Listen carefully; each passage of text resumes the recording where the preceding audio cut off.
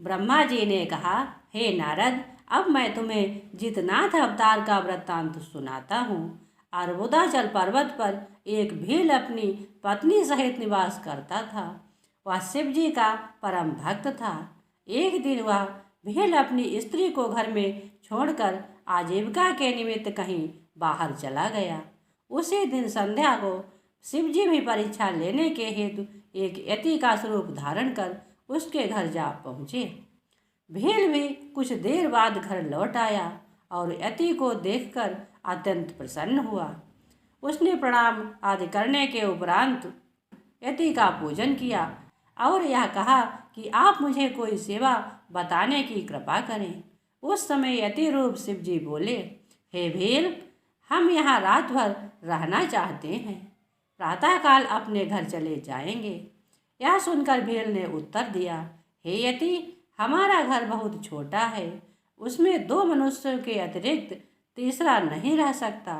ऐसी स्थिति में मैं आपको किस प्रकार आश्रय दूं?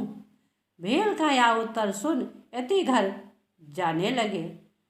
तब भील की स्त्री ने भील से यह कहा, हे पति, तुम यति के ठहरने के लिए स्थान दो, अन्यथा हमें बहुत बड़ा पाप लगेगा।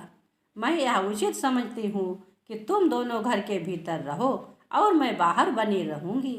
यह सुनकर भील बोला, हे प्रिय, तुम ठीक कहती हो, साथ ही स्त्री का घर से बाहर रहना भी ठीक नहीं है, इसलिए मैं यह चाहता हूँ कि तुम और यति घर के भीतर रहो।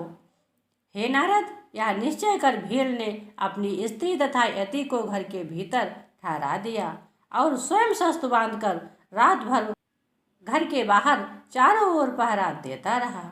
उस समय शिवजी ने यह लीला की कि एक महाभयानक सिंह अपने साथ अन्य कई सिंहों को लेकर भील के पास आ पहुंचा। भील ने उनमें से बहुत से सिंहों को अपने द्वारा मार डाला, परंतु अंत में अन्य सिंहों ने उसे मारकर खा लिया। केवल उसकी हड्डियां ही वहां पड़ी रहीं। प्रातःकाल होने पर यति तथा भीलनी ने जब भील की यह दशा देखी, उस समय भीलनी ने यति को सांत्वना देते हुए कहा, हे यति, अपने मन में कुछ खेद मत करो। मेरे पति परम धन्य हैं, जिन्होंने ऐसी मृत्यु प्राप्त की है।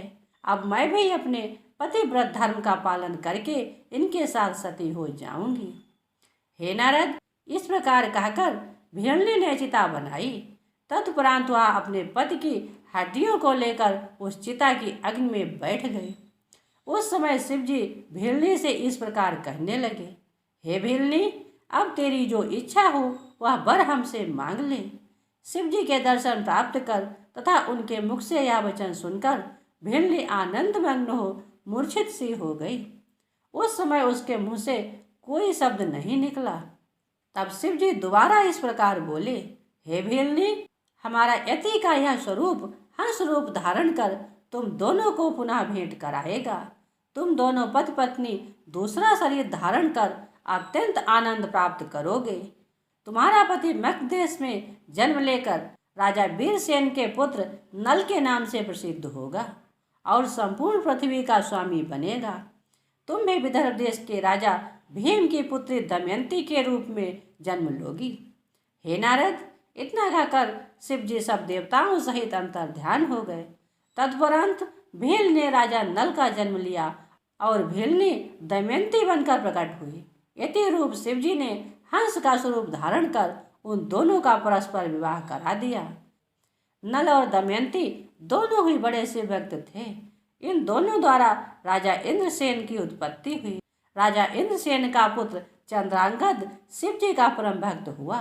चंद्रांगद की पत्नी का नाम सीमांतनी था। वह अपने पद से भी अधिक शिवजी की भक्त थी। शिवजी का यह यति अवतार परम पवित्र है। हंस अवतार की कथा भी आनंद प्रदान करने वाली है। जय भोलेनाथ।